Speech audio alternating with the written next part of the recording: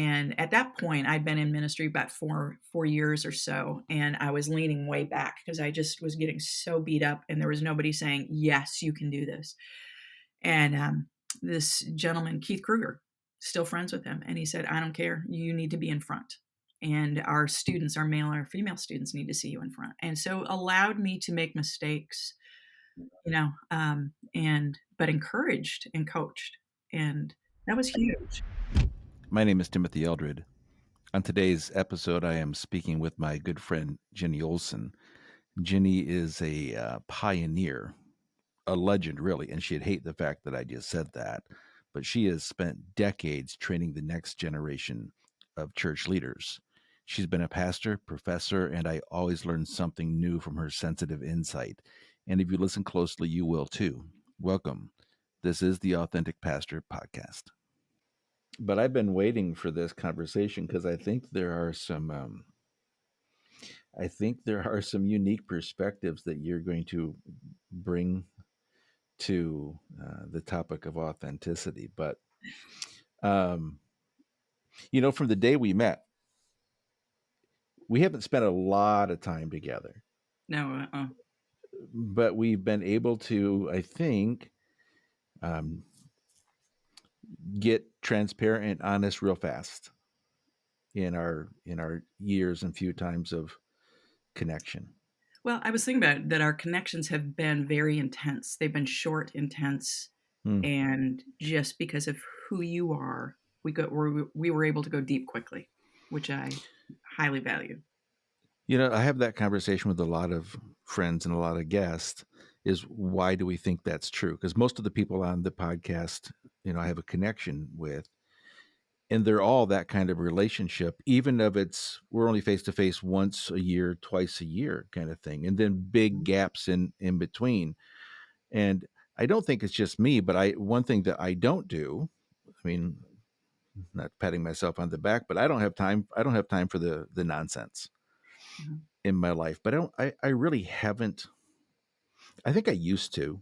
Hmm. I think like everybody else, you get into a crowd of people and you put on your happy face and your best foot forward and maybe you don't, but I embellish because I want you to be impressed with, you know, everything that I'm not, but I don't want you to know that. Um, I've done my fair share of that. Yeah. But it's been more than 2 years. I mean, the last 2 years especially, but in the last few years, probably 10, I've just kind of abandoned that nonsense because it's not fulfilling. Yeah. You actually go someplace where you could be full and you leave empty. Exactly. Yeah. Yeah. It's. I think when we've been through some things in life, it's like you just the trivial stuff is frosting, and it's like you want to get to the depth. And the more we've gone through, I'm going to mix metaphors here, but the more fire we've gone through, the more it's like, okay, let's get to the real stuff because time is short. Does that only come with age? I mean, because that's my concern. My concern is the next generation of pastoral leaders. Mm-hmm. That what are we passing on generationally? What are we modeling that they are absorbing that I don't think the church in general has time for that nonsense, but I don't feel like you have to be 50 to abandon it. Yeah. I feel like you have to be 50 to abandon it because perhaps we have not modeled an alternative. It's like, when you get old, you'll probably drop this. So I didn't call us both old. Um, but I hate to wait and watch to see young leaders go through fires, using your metaphor, that they don't have to go through if they would abandon it sooner. But I think that is, I think that is caught. I think it's taught and it's caught, but I think it's caught by example, by what we portray more than anything else. Yeah. I mean, the reality is we've just gone collectively through a massive fire, Yeah. and I think it's helping younger leaders interpret what they just went through. um, and what to do with it. Um, but and this is not so much a developmental issue as I think it's a technology issue, um, of not knowing how to necessarily communicate with another person face to face. How, that, and we've done tons of research and read the research on it of how having a phone in your hand just creates a shallower interaction. Um, but the reality is like, okay, how is that being lived out with the younger generation?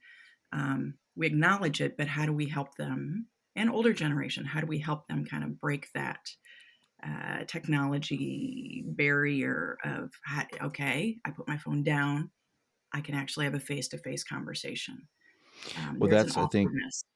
I think that's what technology has done to all of us in some ways. It's stunted our growth, Hmm. um, because you could emerge or evolve through that process to be a more authentic individual, more transparent, vulnerable. And we maybe 20 years ago or earlier would have grown through it quicker, but all of a sudden we put that technology, that phone, that device in our hands, and it retards us. That's not a Yeah, popular word, but it's true. It retards. I mean, we're using it appropriately. It retards our growth. yeah. Well, I think it was. I was listening to NPR. I think it was NPR just this last week, and they were talking about how um, they saw a marked increase in loneliness in 2014 since they've been Mm-hmm. measuring this. Marked in their research, and they went back and said, "Oh, that's the whole rise of not social networking, but social media, and that Yeah. switch, and of what that has meant. Of we think we have these social connections because we're online with Instagram, TikTok, whatever. Um, but there is this emotional loneliness that is there. And I don't think we have done a good job equipping people with the skills to deal with emotional loneliness. I mean, that's your whole thing, right? Yeah, Alone sex. that's my drum. Yep. And which is why I Um, think it resonates so with people. and ironically, I think this is going to be a struggle because ironically, I do think the church is growing smaller, which I'm excited about seeing Mhm. churches grow smaller, micro. That's a whole nother topic. Yeah. But we're using technology to do it, so I don't know. I think we're potentially putting an obstacle in front of us at the same time, but that is dwarfing, you know, that authenticity, that intimacy, and the accountability that we so desperately need, that when we do get face to face, going back to the original part of the conversation, when we do get face to face, we don't know how to respond. We don't know how to, I always use the word naked. We don't even know how vulnerable and naked and exposed with each other in a healthy way because we've been so used to being filtered. I think we've Mhm. always been filtered, but like you say, since 2014 ish, we've even become more filtered. And that's my concern. I mean, this is a massive project that we're taking on. And there's days I think, are we so lost that we can't find our way out of it? I don't believe so, or I wouldn't have invested the last year of my life creating this, not to mention like, my retirement fund. Um, so this has to work. People go, so you think this is going to actually work? It has to, or I'm going to be living with, you or somebody else. Um, I don't know. I mean, some days I really have my concerns like, man, is the system, the structure, culture, all of it so stacked against us that there's no light at the end of the tunnel, or we will get so desperate. And I think you can speak to this, maybe some research you're seeing, because I know you do that. So desperate, the next generation, or even not just generation, because technology and all these problems have transcended age. Mhm. We get so desperate to finally go, that's it. Yeah. This is not working. And so, which will result in a drastic shift of the pendulum swinging back. But if we're not careful, we're going to lose a lot of really good stuff along the way and jettison things we should hold on to. But I don't know. Yeah. I don't know if that's if are we to a tipping point? Or we think we're getting to a tipping point? It's interesting. I don't know if you saw the New York Times this week, but there's a group of teenagers that are calling themselves the Luddites, the Luddite Club, based in New L York City. Luddites. Luddites, Okay. anti-computer, anti-technology, and they just get Interesting. together so they don't have the phones with them, and they figure out this is where we're going to meet in Central Park or wherever, and we don't have technology and we are together and we have conversations and or we draw or we just Hmm. be together. And it's a fascinating kind of That's en that's encouraging, yes, isn't it? yeah, it is. I mean, it's interesting that one of the people said my parents have required that I have some phone. So she has a flip phone. And Okay. because they and that's kind of the parental anxiety of like I need to be able to reach you. Mhm, yeah. Um, and Right. that's a lot of the pressure is yeah, coming from there, but I think we're beginning to see especially coming out of the pandemic when so much of early COVID was online, classes online, Mhm. and students just saying, I don't like this. I don't like being online. And I think we're going to see a shift. And maybe it's not a shift, a pendulum shift, but it's like, okay, technology is a tool. How do I use this tool appropriately? I don't like how I first used it, where it was overwhelming my life. Um, how do I balance this out and make it do what I want when I want, and then to put it aside? Well, And I'm so really I think excited because 'cause I've got a Motorola Razor in my desk drawer. you I mean, that's were cutting edge. I'm still stuck on flip phone that it's coming back, right? There are parents who that's what they're getting their kids. It's like, "We need to get a hold of Merry you." Christmas. Here's the 1993 phone that, I've It's saved for all vintage. these years. My Vintage. BlackBerry, I'm bringing out the BlackBerry, getting out the BlackBerry. Yeah. I think whenever we in life in general, we have a moment of awakening in a crisis, that's a reflection like, we've missed an opportunity here. I mean, Mhm. that's like the conversation at every funeral, Mhm. every Yep. family Christmas gathering. I mean, that's when we're recording this, you and I, just a couple days before Christmas. And then you leave and you get in the car and you go, oh, we should do that more often. Right. So Mhm. there's a moment of aha. And then 12 months later, we do it again. But at least there's that glimpse, that moment of like, okay, this Yep. isn't working. It's like the controversy right now about phones in schools. Mhm. And you're seeing, and I haven't done a ton of research following this, but you are seeing that the proponents of phones in schools are parents, they're not students. Yes. Yep. It's the students going, please let me leave it in my backpack or not even bring it. And the parents are fighting it, going, kids have to have their phone in school. And again, that is because of fear of violence, Mhm. connection, wanting to be tethered, and I understand that, right? I've Yep. got a wife in school and I like her to have her phone on her because, school systems, classrooms, I mean, they've become a battleground. So I want to know. I want to Yeah. know there's something wrong that I can get a hold of her. She can get a hold of me as well. So I get the parent's perspective. There's got to be a balance in that. And I think that's in general, when it comes to living with authenticity, that's the same thing. It's finding that balance between your private life, your public life, your professional life, where you're not always feeling like this doesn't work, this is empty. And that's what I'm hearing from pastors is like, this is not working anymore. Yeah. And COVID added to that too. Mhm. So we're learned. So I mean, I hate to say this. This is going to sound really bad because of the loss of life, but in looking back at it, we're going to find this to be a blessing in Mm. some ways. I mean, a Yeah. bittersweet blessing. Okay, let's not call it just a blessing because that would sound really morbid, but a bittersweet blessing that maybe it Mm. was a turning point if we learned from it. Yeah.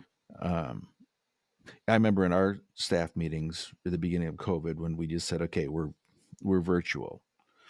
I had told our team that when this pandemic finally breaks, we will continue to spend 75% of our energies, not virtual, but relational, Hmm. and so much less programmatic and large gathering based. And damn, if we did not drift right back into it, Yep. you know? So I guess that's what I say my concern is will we learn enough to actually make a shift? And I guess because I have a little bit of apprehension is why I'm doubling down on this authentic message to say, okay, we can't drift back into it. So what can I possibly do to help the 40% of pastors who are walking away from their career recognize that that's not the answer either? Yeah. Yeah. And uh, that's the challenge, right? Is that we've been taught certain skills and tools in our past of this is how we do it. This is, we went to the conferences, we learned those. And unfortunately, during the pandemic, we did not. Sometimes we learn new skills, and uh, that's the challenge. What we're seeing, and I work with some pastors, um, is if their main skill was relationship building. Mm-hmm. I'm chemistry, oriented. I've got to be around people. Um, during Depending on how each church handled it, but during the shutdowns, it was like my skills. I have no other skills. I only know how to build relationships with people. And so, what else do I do? And so now that their churches are back, but people aren't necessarily back, they are operating at a loss. I know how to build relationship with my congregation for the people who show up. Okay, you need to develop some new skills. How do you go out in the community and build those relationships? Um, or how do you hone your strategy skills or your spirituality skills? Going back to Dave Olson's kind of the three-legged stool, three things that a pastor, you're usually strong in one of those, chemistry, strategy, or spirituality. So all that to say, of recognizing what we've just come through and going, okay, what's the skill set I've relied on? What's the new skill set that I need to develop?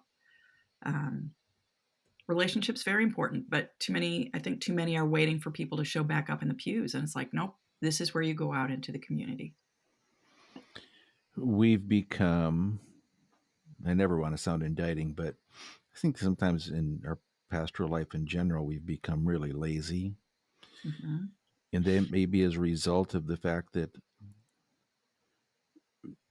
what we call pastoral ministry may not be actually biblical pastoral ministry. We're organizational leaders. Mm-hmm. Yeah. And so there's if nothing, there's a cultural change taking place where we may actually have to get back to understanding um, what being a shepherd is, an equiper of saints is. Um, so a lot of the skills that we need that keep us feeling like professionally, here's what I do, privately, Mm-hmm. here I feel, is a result of we've created a profession that doesn't match Yeah. who we are, who we're supposed to be. And I think then that creates that overwhelming sense of, this is not who I am. This is not what I signed up for. I really did sign up to spend time with people and love on people and care for people and shepherd people and equip people. But to do that, I've got to get in their lives. Yeah. I've got to let them see who I really am. But we don't know how to do that because that's not what the profession looks like. That's not what the church looks like. Yeah. And so, therefore, that's not what faith looks like sometimes. That's why I think I've said this, and I'm sure I've said it to you, that the church is one of the most inauthentic places on a Sunday morning anywhere in the world, Yep. because we all walk in that way. And dang, that sounds really bad, but you can't fix what you don't admit. And I think that's where we're at. But I may be on the far left of the spectrum, which I usually am. That's why I irritate people That's so why we're much. friends. That's right. We get along so well. We're not afraid of the hard topics, even if we disagree. Yesterday, I've got to tell you, I got a phone call last week. Someone asking me to come to North Dakota in January and speak. Oh, I've done that's that asking before. God. Oh my gosh. Calling you It's like that. that's like February 3 or 4 years ago. I told you I ended up in Fairbanks in February, 40 below zero, and I'm like, this is not a kingdom assignment. This is not a kingdom assignment. This is a bad this is a one step closer to hell. Really cold hell. Mm, So anyway, um, they said I'll get back to you, first of the week, and I've spoken there before, and it's a great event. mm, And so, but yesterday, like late afternoon, I got a text back because me, like, my beginning of my other podcast, my Square Peg Round Hole podcast, my Timothy Eldred page, I flat out say that I'm a bourbon drinking, pipe smoking, Jesus yeah. loving, moron. And so somebody on their staff looked at my website and said, he's a bourbon drinker, pipe smoker is what it says. So he's not a good fit for us. Mm. The guy wrote me back and he said, the person who said it is a bourbon drinker. But Wow. because you will say it out loud, Yep. they don't Yeah. want you to come in and kind of upset things. And because they Oh, want this nice little, uh, this is how we you behave know, here this in is how we church. behave here. And how can we do that? And Yep. so I felt so bad for first of all, I was relieved. I was really Mhm. relieved. Like, thank God I did not want to go to Bismarck in January because the next week I have to be in Florida. So, from Oh, Bismarck to Florida, that's a good way to get sick. That's just yeah. drastic weather, climate change. So I don't want to do that to my body. That's just, There we go. I don't want to do that to my body. So it was a blessing in disguise. But I felt bad for the organization and particularly the person who was calling me out for being authentic because what you're saying is you don't know how to be. So therefore, we shouldn't bring in a speaker who is either. Mm. Let's just continue to play this little game that we've created to make ourselves feel safe. And I mean, I've just read way into that, but I don't think I've just read into that. I think that probably is an accurate summarization of Yeah. the situation that we're trying to tackle in Yeah. the authentic pastor. Yeah. And I think our pastors are so tuned in right now to litmus test questions. Mm-hmm. Um, it's like, okay, if this person says this, how will my congregation respond? Or the congregation lets them know. It's like, oh, bourbon drinking? That's nope. Republican, Trumper, Yes. you Yeah. voted for Biden, whatever it might be, right? Using code This, words. Yeah. yeah. Um, Oh, yeah. code word. That's a good word. Code Yeah. words. It's, they're woke. They're, anything like that. And so it I feel for our pastors because they are truly trying to shepherd, but the sheep are like kind of fighting with each other, and the sheep aren't willing to go there, and so it's a very real struggle, and I can see It why is so a real many are struggle. ready to Yeah, tap out. I get that. I am not. 2 years ago, I was ready to tap out Yeah, for different reasons, but still, the pressure was just like, I don't want to do this anymore. yeah. This is no longer fun. And then you go, well, but Jesus died on the cross, so I guess I'll suck it up. And I just think that's a cop out as well. Um, but if your people, we don't know how to navigate those conversations. We don't know how to be the bridge in those conversations. People don't want to be connected. We're used to the division. Hmm. We function Gives us pretty well in, energy. in chaos. Well, yeah, because if I'm right, you're wrong. And I feel a whole lot better about myself, even if it's, a false sense of security. Yeah, I get energy if I argue with you, or Yeah. with argue with a straw man. There's something very anger just covers a multitude of crap. And so I think if pastors who are spiritual leaders in the body of Christ, if we can't figure this out, it really worries me because people are watching our example. Hmm. And so I picked up the phone and I called my sons who work with me and make my life a whole lot better because they're smarter than me and said, hey, we're not going to North Dakota because someone read my website. And the response was, great, because we aren't changing who you are. Yeah. for one organization or one group, because that's against everything we believe in as a company, as an organization, as a family. Yeah. I've tried to teach them that, and not that I have it down perfectly, but okay, if I have to take a few lumps to have these kinds of conversations publicly, that's why I'm so glad, like, you come on, because I know that sometimes I look at a podcast guest list and go, I like that person, but I can't have them on my podcast because that's going to be a bunch of bullshit. Mm. It just is. Mhm. I'm like, I like you, but I don't think you're an authentic person. So what are we going to talk about on my podcast? Because I'm going to have to Yeah. call you out for being inauthentic, and that Mm. doesn't make anyone happy. It's like, well, thanks for that. Well, you signed the Mm. release form, so I'm going to destroy you. So Oh. we jumped right in, and I always do that, but let's talk about your role just a minute, Mhm. because I think context is important for people who will listen to this conversation. You don't pastor a church, No. Mm-mm. and so people are like, well, we've got people on who don't pastor church. I have lots of people on who don't pastor churches, but I know. But can you just pretend that I don't know and tell me exactly what your assignment is and what you're doing now and how that relates to rubbing shoulders with pastors all the Yeah. time? Yep.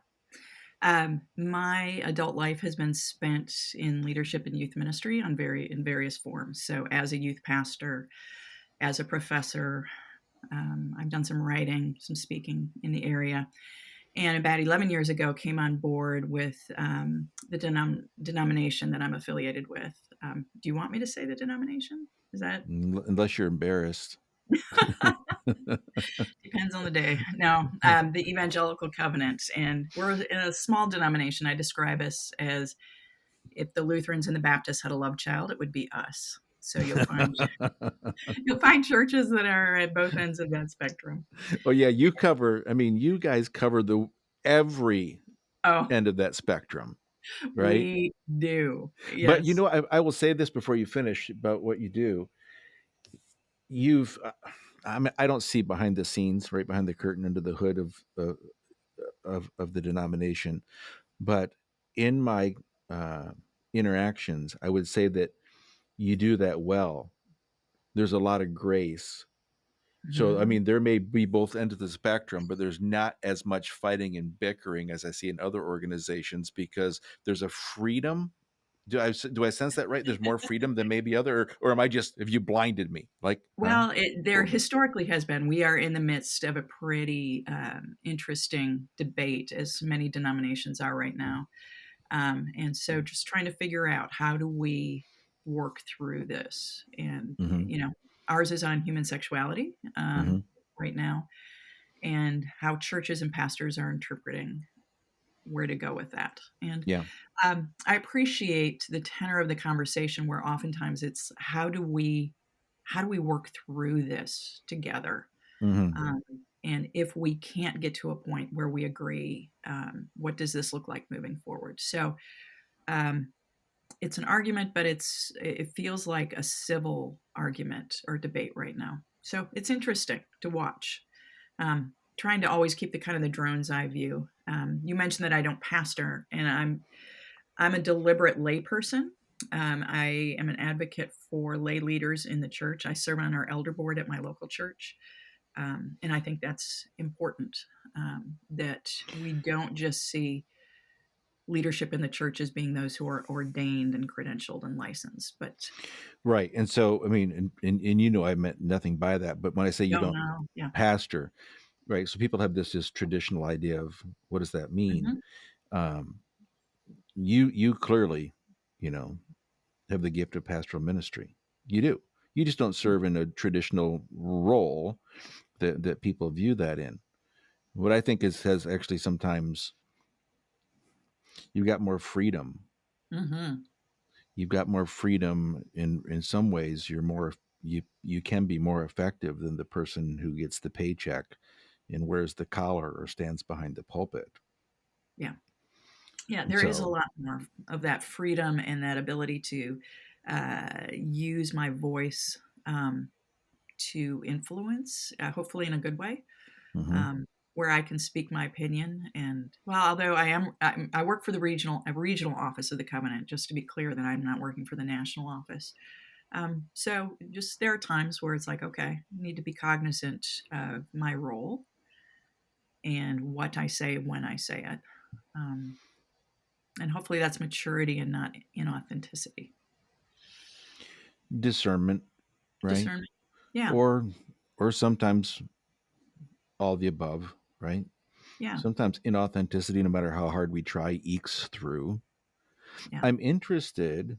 So on my last week, I shot a module for our course on self sabotage, Mm. but I wrapped the entire thing up, and drifted into 3 or 4 videos on imposter syndrome. Hmm. One of the points I made in that, where I felt like I was not the expert, and so I really wanted to have this conversation with you, this question, was through the research that I did and how much more sometimes, not even in ministry, just in life in general, but it may be leadership, corporate, especially in leadership roles. We all walk into a room. They say we all. That's hyperbolic. I walk into a room, sometimes even of friends, like even sitting in our circle in Colorado, Mm-hmm. as much trust as there is there. There are even times when we're having a roundtable discussion sitting around a fire where if the conversation comes to me, I'm still thinking like, how do I not answer this and sound stupid? Because everyone around this circle is smarter than I am. I always Mm-hmm. feel that. And which is ironic because I convened this circle. So I really should get dumber people around that circle, you know.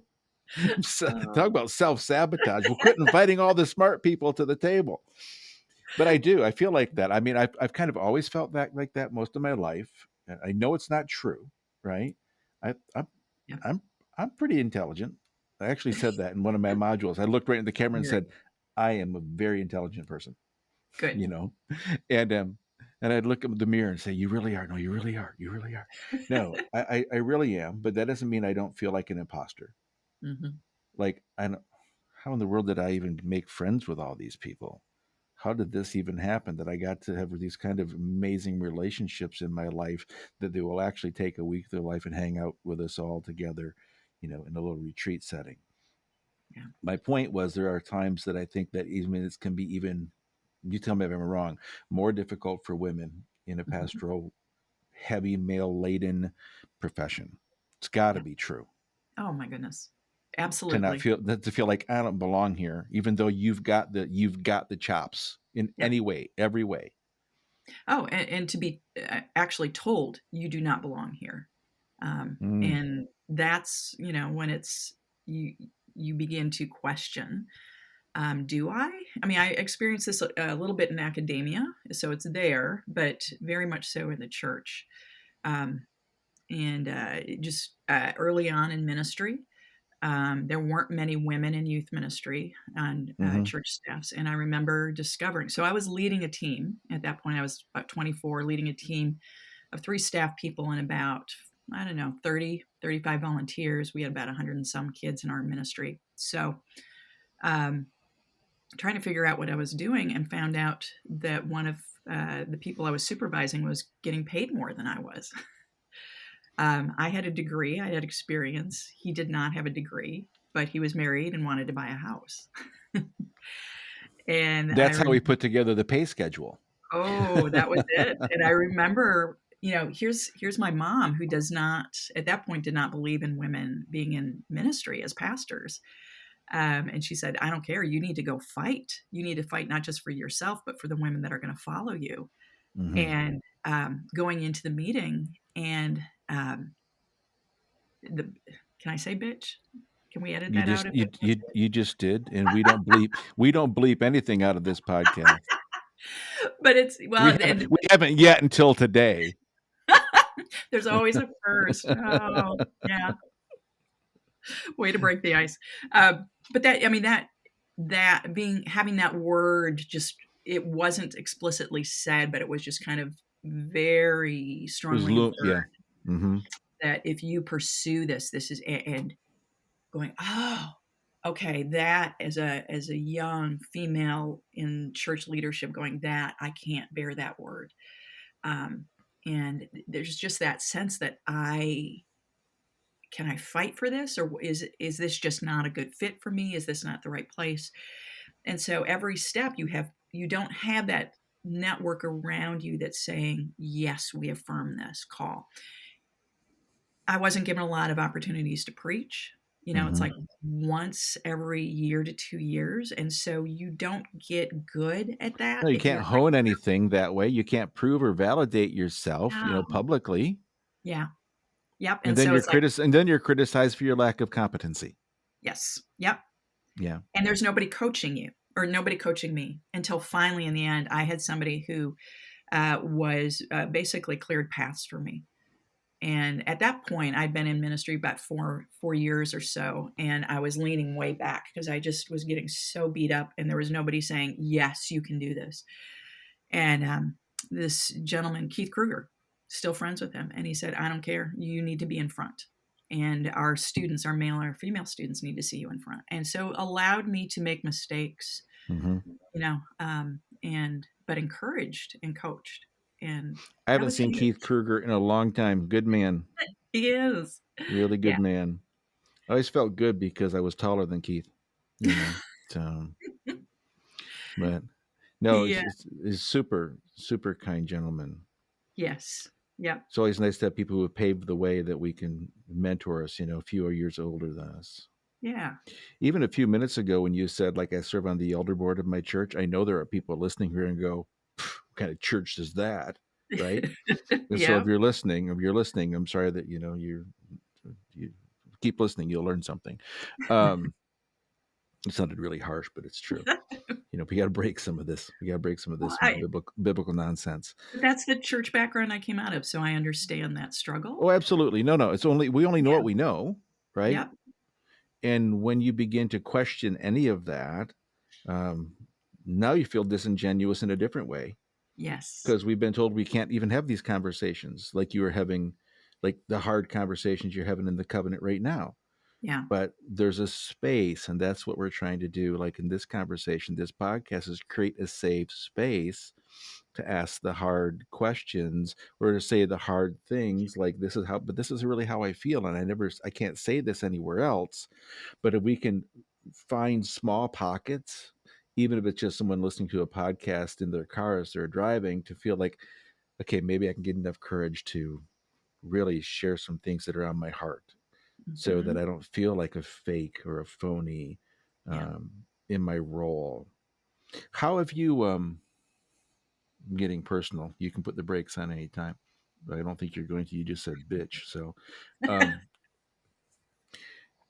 where do you, I'm just going to assume you do. Tell me if I'm wrong, but where do you ever feel like, even in your role, whether it be in your local church, denomination, college setting, classroom, where does inauthenticity creep into your life where you feel there's a gap between your public persona and your private world? Mm. Like you walked away feeling like, "Ah, that's not what I wanted to say. That's not who I am. Why didn't I just be me?" Yeah. Is there one area or another where that creeps up for you? Um, yeah. I'm trying to think of the different settings of when I will wade into being authentic. I let me backtrack. I use Scott Peck's different drummer Mm, paradigm a mm-hmm, lot. And maybe that makes me old school, but it's that whole thing of, we he starts with, the shallow kind of, uh, I call it church lobby kind of conversation where we have our mask on, mm. and then something Good happens where word. That's a great word picture. Church yeah, lobby. but it's Yeah. just, yeah, you just smile, you nod, um, and then there's moments of chaos, and he talks about it's a crossroads moment. Do we enter into the chaos? And if we do, and we do it successfully, we push into it, then we enter a stage of emptying ourselves of our preconceived notions. And when we empty, then we can truly then enter into the last stage, which is true community. And so for me, it's that church lobby when a situation where I'm getting to know people, and I'll say something. I'm like, okay, we're having this little conversation. I'm going to take the risk and say something that reveals more of what I believe or what I think or feel. And sometimes you viscerally, physically, you just watch them kind of lean back. And it's like, okay, is it because you're uncomfortable with what I just said, my authenticity, what I just said? Do you disagree? Is your view of me changing? And it's that backing away from chaos. And it's like, and Peck talks about that. He goes, if you back away from the chaos, you stay in that place of shallowness, and it's really hard, if not impossible, to then enter into true community. You have to go through the chaos. And so for me, it's, I feel like that's baggage, right? So if you don't push through the chaos to get to the point of real community, then you always walk away wondering. yeah. And because of your wondering, it means there was no resolution. Mm-hmm. So that just creates confusion, and you carry confusion because how do you know now? Yeah. How they might have, you don't know, like you said, you don't know why they recoiled, Yes. but you'll never know. Yes, and even if I will push or ask and just try to do a reflective, help me understand your reaction here. Um, I live in Minnesota, and so there's also that culture where it's like you just ask me a direct question. Yeah. I you lived know, there for a while. No, it's the only place in my life I've ever sat down through an entire hockey game. No, and I'm not kidding. I went to watch the Minnesota North Stars 30 years ago. oh my goodness. And people don't even know the North Stars used to be in Minnesota. Yep. And I mean, it's a professional hockey game. And it was like I was sitting at uh, a piano recital or a golf match with a little golf clap. I'm like, someone just got slammed into the glass in front of you. And you're like, oh, yeah, Yes. that was, it's like, where am I at? Minnesota. Okay. All right. I get it now.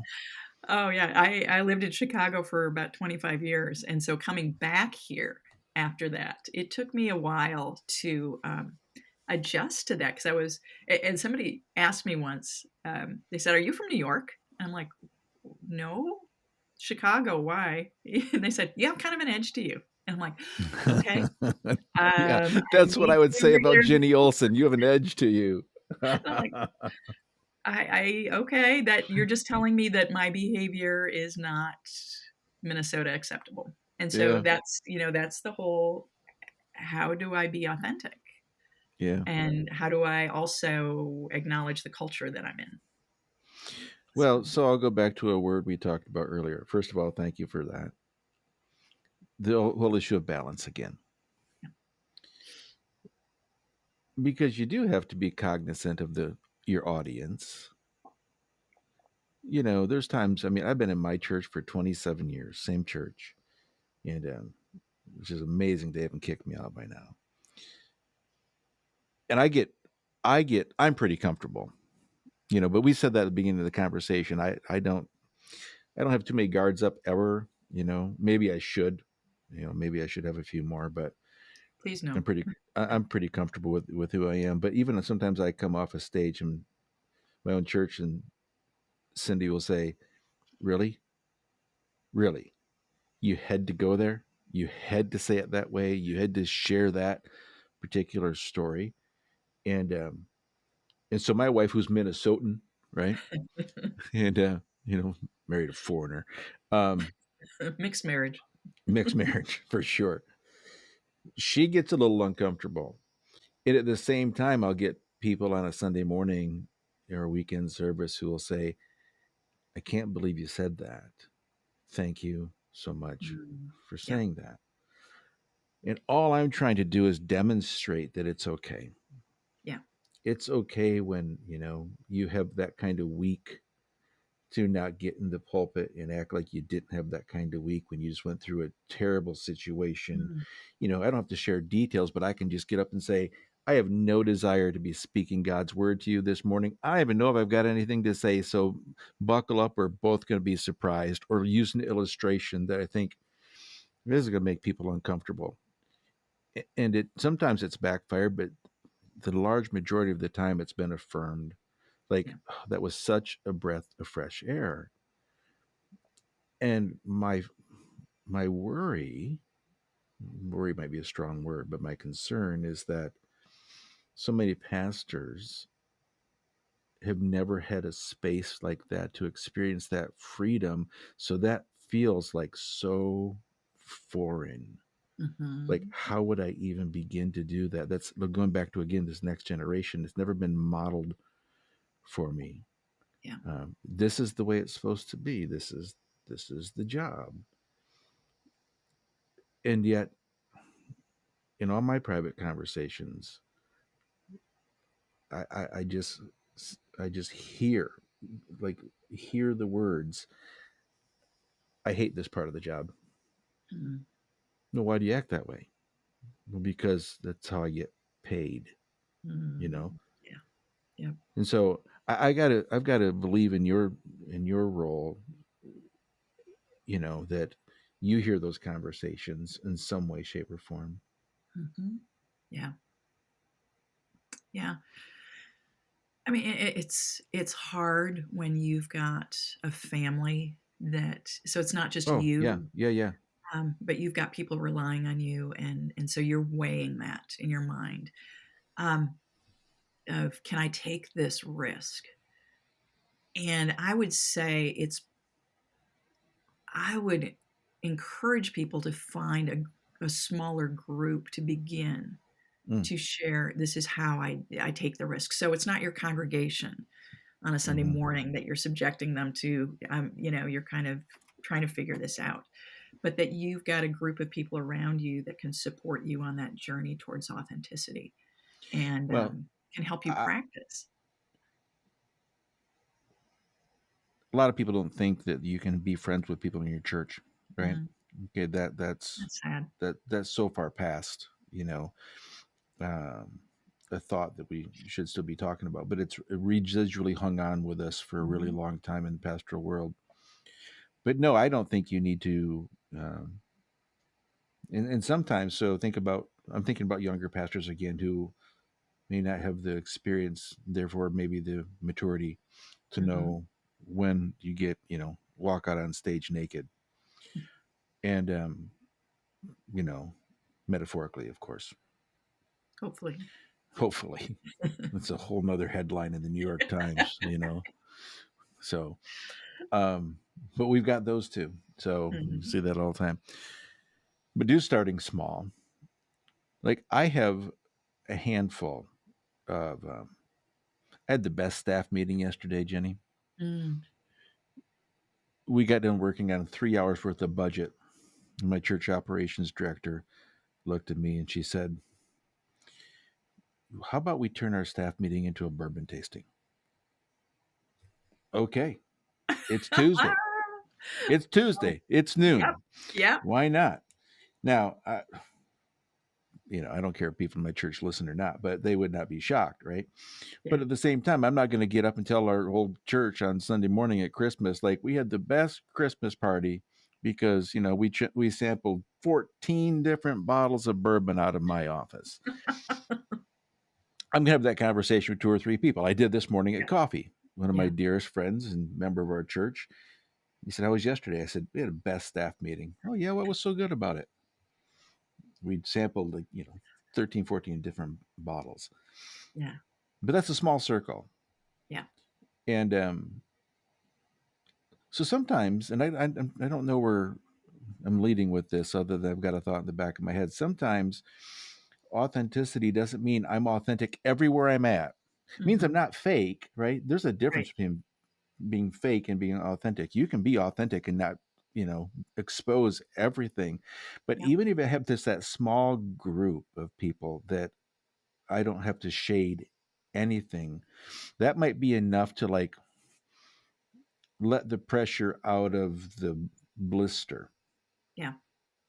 That there was some place, sometime in my day, my week, more often than not, that I didn't have to let this fester and build up and fester and this feeling of authenticity fester, where I could, with somebody like with Ginny, I could let it out, let the pressure valve out and go, oh, that felt so good, because if Yeah. you don't have that place, well, you're going to implode. Yeah. Yeah. You do need those safe people, but the point you made of it's not just kind of the bleeding everywhere, and that's not necessarily what authenticity is. And it goes back to your, conversation about it being the imposter syndrome. It's this sense of I know who I am, um, and the power comes from inside versus external validation. And it's like my authenticity is, I'm having conflict with a member of the church. Um, they can come at me with criticism, and I the authenticity will allow me to maybe absorb it, but not own it. Mm-hmm. Absorb it in that I'm listening to you. But then I'm also realizing, no, I know who I am. And I know what you're saying, what's truth and what's not true, what I need to work on, what I don't. But it's this deep sense of calm of you can come at me with your stuff and with your opinions and whether or not you think I'm valid in this role. I know who I am. I know who Yeah. God has called me to be. And I think that sense of authenticity of like, yeah, no, okay. This is what I See, take. This is what I let roll off of me. and that's where when we have the conversation, quite often people think only of authenticity as my external expression. Yes. Your external authenticity only comes from your internal confidence of that Mhm. I feel good with who I am. I'm okay with what you think because I know this is to be true. It's Yeah. the pastor who never has that feeling. They're constantly wondering, like, who am I? Is this really who I am? Is this what I really believe? I mean, is this what really people think about me? And there's that constant storm going on Yeah. inside where I never get settled into, okay, it's okay Yeah. because I will be okay no matter what. Until you get there, I think then there becomes that ongoing battle. And I think that's what kills, is that internal Mhm. battle, Yep. is what destroys us emotionally, spiritually. I think is those are the kind of battles that cause us to make these stupid moral failures. I mean, Yeah. all self-sabotage is not a moral failure, but most of them can lead there. But we begin to self-destruct or compensate for our incompetencies or our feeling of incompetencies until they become dangerous and harmful, which all of that becomes with this, say all of it. I think most of it is a result of my internal struggle of who am I in Christ? Yeah. Or, I mean, not to sound heretical, but I'm just going to take Christ out of it and say, who am I? Yeah. It's okay. I mean, I've had this conversation recently with people that they get a little concerned that we're talking about like self care and self confidence. And I'm like, Mm. since when did it become a sin to be confident in who God made you to be in his image? Yes. It's Yeah. okay to feel good about you without throwing on the tagline of, well, in Christ, I feel good because Yeah. I'm covered with the blood. You need to feel good about who you are no matter what. Yeah. And when you can, then your authenticity expressed, externally, will be a true indication. They will align. Yeah. Yeah. It's that misalignment that really worries me in the pastor's life, because I know how dark and of a place that can be to exist from. Yeah. Say more about the misalignment. What do you mean by that?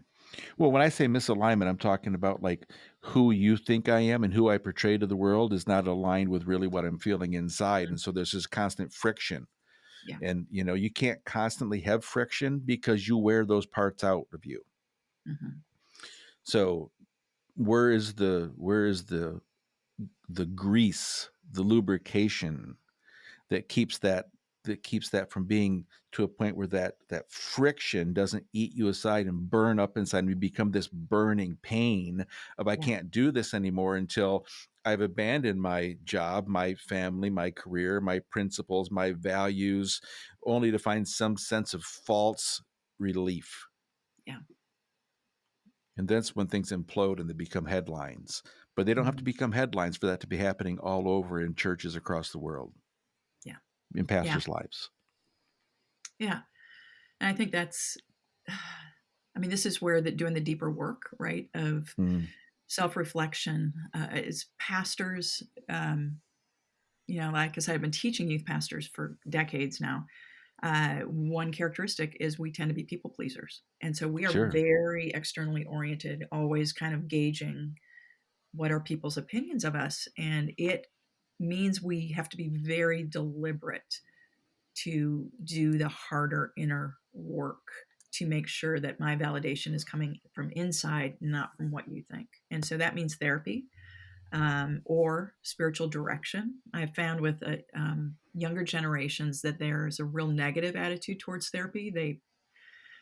When I was a college professor, a number of students were like, "Yeah, I went to a therapist when I was in third grade. I will never go back."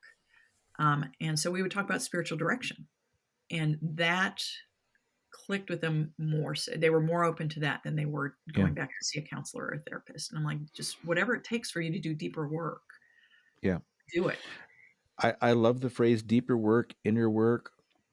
People have a reticence, I think, sometimes in Christianity to that idea that, I'm doing this myself, as Hmm. opposed to recognizing the first foundational principle is here is that's where God's Spirit lives. Hmm. So when you go inside, well, where are you going inside to? To the divine power that's given you everything you need to live a godly life.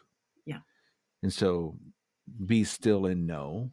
exactly. Just and sometimes the pastoral ministry doesn't afford us the opportunity to be still enough Yeah, yeah. unless we make it, We have to fight right? for it. We have to fight for it. Yep. And it has to be just like my schedule. I mean, on my schedule, like I have a calendar where I color my world. Everything orange on my Google Calendar is about me. And it Hmm. starts every morning from 5 to 6:30. That is my time. Because I know when I leave the house that sometimes my time is going to be hijacked. So I don't schedule quiet time in the middle of my day. Yep. Of course I'm never going to have it. But I also don't get up at 7 o'clock and run out the door because now I'm not going to have it. So if I do not schedule that 5 to 6:30 hour and a half time, which includes a workout, which includes, some reading and quiet time and meditation, um, then I'm going to just be a suck dried juice box my whole life. And inauthenticity is going to rise up and it's going to rear Yeah. its ugly head and it's going to win the battle. Yep. It's going to beat me up. Yep. And that's just no way to, it's not even, that's why we don't talk about leadership, the Mm. authentic pastor. I'm not talking about how to become a better leader. Yeah. You can get that anywhere. There are Yeah. 1,000 books on that. How to just be a better you. Yeah. Everything else will emerge from that. Yeah. Yep. So I spiritual direction. Um, Yeah, I'd like to explore that more because I mean I know what you're talking about and I know exactly what you mean. I would love to, and I've never done this. I would like to actually find a good spiritual mm, director. yeah. It's powerful. For me, it was so I was a professor at North Park University teaching youth ministry, and my sister passed away after 5 weeks in ICU. The chaplain actually said, she goes, "This is one of the most traumatic deaths I've ever seen." Hmm. Um, we were called in about 7 times to say our final goodbyes, and just in a medically induced coma. It was hell. Yeah, it was Yeah. like, oh, this is what hell is. Okay. Mm. Um, and so then, after a time of grief and close, I had about a month sabbatical before I had to head back in the classroom. And I thought, how do I head back into a classroom and teach youth ministry and discipleship and the things of God when I still believe in God, but I don't like him right now? I don't Hmm. trust him. Um, and that's when I was authentic with my students and just said, you just need to know I'm going to teach you some things. Right now, I'm not necessarily on the same page with this, but I believe you need to know this. And they were very gracious with me. And we just talked through, it's like, these are just some basic principles. This is where I'm at spiritually. But then I saw a spiritual director, and he just helped me do the hard work of he goes, how are you taught to grieve? How are you taught about death? And I'm like, well, let me tell you my theology. He goes, no, no, no, not now, then as a child. And listening to God, what are my early theological views on grief and suffering and death? Um, and then for him, as he would listen to me, to say, um, don't stay on the couch with this, wrestle with God, Hmm. like Jacob wrestled. The tendency is for people just to check out. And he goes, don't. And so to have that person listen with me where I was at my journey and to say, this is my encouragement to you. Um, the encouragement of emotions come uninvited. And so, as somebody Minnesotan, again, I control my emotions, and for him to give voice to, no, emotions will come uninvited, and let them be. Um, and it gave me permission. It gave me Yeah, guidance to know what to do with the chaos. And I also was working with a therapist at the same time, who was fabulous. I think that's the word. That's my favorite word in what we're doing right now is permission. Mm, I think we not only need permission to grieve, right? We need mhm, permission to be. We need permission to be mad or be angry or be all the above, to be ourselves, because permission produces freedom. mhm. And I think it's in that freedom where we find our authentic voice, Yeah. confidence, security. Um, yeah, it's interesting that you talked about young youth pastors, pastors in general. I think some ways the profession attracts people who do like to please. Yeah. And when you find yourself a people pleaser, you also find yourself very emotionally needy. Yes. And so we inadvertently propagate that, and it's not necessarily serving as well. There's so much to this conversation. Listen, cognizant of your time. When I first shared this project with you a couple months ago, uh, and thought, who do I really want to talk to about this? It was not a Mhm. long list, and you know that. And and so you always make my list, Jenny. So, but you were quite encouraged and excited, I think, about our overall premise. How do you see? Um, where do you see the value of this conversation, where it can go, and how it's hopeful to pastors in general as we close? Um, I remember clearly where I was when you were telling me about the project, because it felt like you were giving voice to something I was seeing where there was a deep need among our Mm-hmm. people.